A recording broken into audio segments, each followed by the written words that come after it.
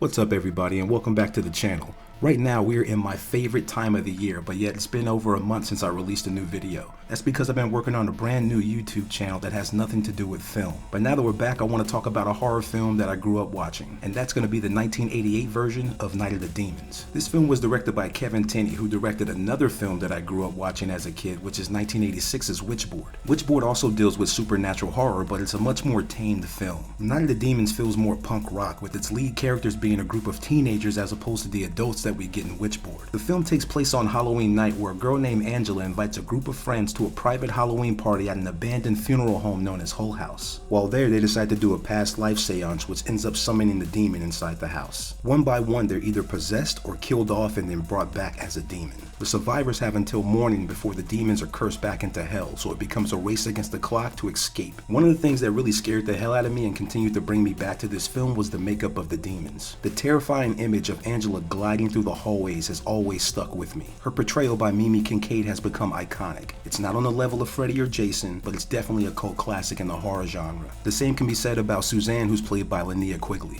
Linnea Quigley is an icon in her own right when it comes down to slasher films in the 80s. Whether we're talking about Silent Night, Deadly Night, or Return of the Living Dead. She has this one scene with a tube of lipstick that A, is very enticing for a young little boy, and B, a very impressive effect. After countless rewatches, it definitely served this purpose. The rest of the cast is rounded off by your typical teenagers in an 80s slasher film, but one of the standout characters is a guy named Stooge. Sure, he's a little misogynistic. Typical! Shut up and drive, bitch! But he does have the best line in the entire film. Yeah! Eat a bowl of fuck! I am here to party!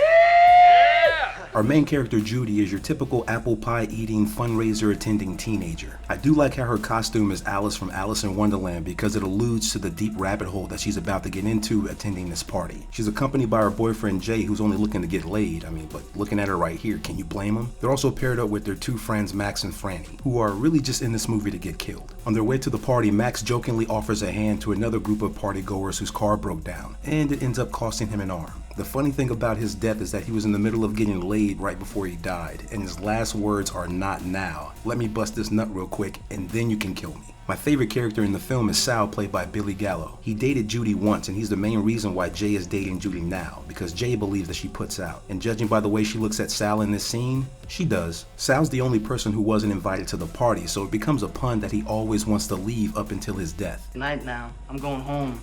You are home, Sal. Leaving so soon. Sal wanted to go, but he decided to stick around. And there's a few other puns with these costumes as well. Like Stooge, who wears the pig nose and he ends up squealing like a pig after Angela bites off his tongue. Suzanne's supposed to be this beautiful ballerina who's obsessed with makeup, and then all of a sudden we get this. Ugh. And of course there's the pun that Angela makes about Jay being Judy's blind date. I think the most relatable person in the film is Roger, and I don't say that because we're both black. I think this is for a lot of people, because he's doing everything in his power to avoid the situation. But I do have to say my man is unapologetically black in this film. You won't get me! Let's just look at it like this. When it's time to party, we're good. Everything is cool.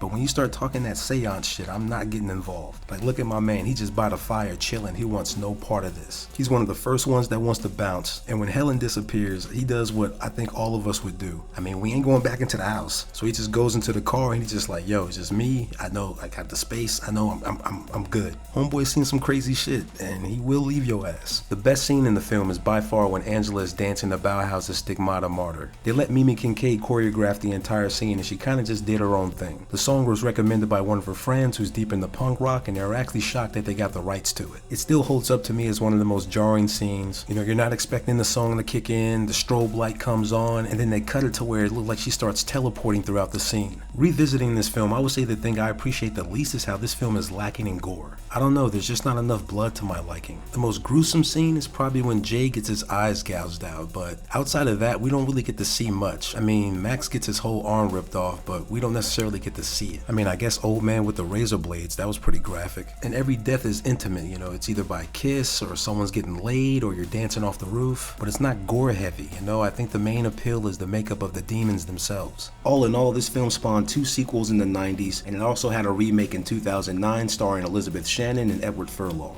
It's a cult classic and it's one of my favorite films to revisit at this time of the year, and if you're watching this video, it's probably one of yours as well. I hope you enjoyed, and I'll see you next time. Peace. Oh, there you are. I was just warming my hands in the fire.